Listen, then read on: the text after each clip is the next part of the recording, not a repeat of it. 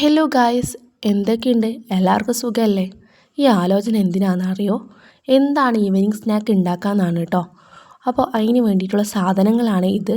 അപ്പോൾ ഇത് കണ്ടപ്പോൾ തന്നെ നിങ്ങൾക്ക് മനസ്സിലായിട്ടുണ്ടാവും ഞാൻ എന്താണ് ഉണ്ടാക്കാൻ വേണ്ടി പോകുന്നതെന്ന്.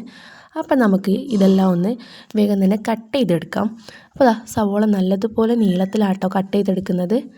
അപ്പോൾ എനിക്ക് ഓർമ്മ വരാണ്, അമ്മയെല്ലാം കട്ട് ചെയ്യുമ്പോൾ കണ്ണിന്ന് വെള്ളം വരും.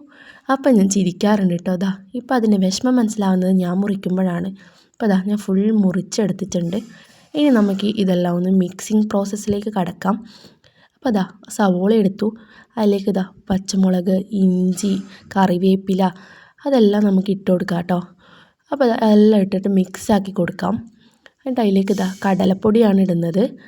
അതേപോലെ തന്നെ ഇടുന്നത് മൈദയാണ് കേട്ടോ.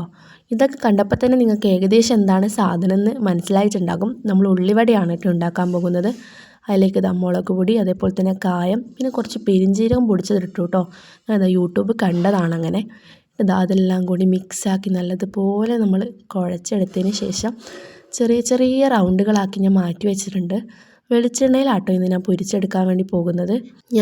ഉള്ളിവടയെല്ലാം നല്ല രീതിക്ക് പ്ലേറ്റിംഗ് എല്ലാം ചെയ്തിട്ടാട്ടോ വെച്ചിട്ടുള്ളത്. ഇനി ഇതെല്ലാം ഒന്ന് ഫ്രൈ ചെയ്തെടുക്കാൻ വേണ്ടി പോവാണ്. കരിഞ്ഞു പോകരുത് കേട്ടോ.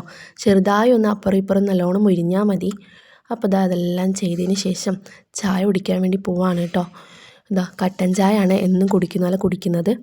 അതിൻ്റെ കൂടെ നല്ല ഉള്ളിവടയും, മുരിഞ്ഞ ഉള്ളിവടയും കട്ടൻ ചായയും.